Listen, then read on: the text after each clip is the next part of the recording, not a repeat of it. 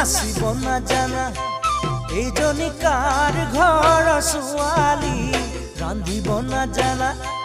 এইজনী আনিনো কেনে কৰি নাচিব নাজানা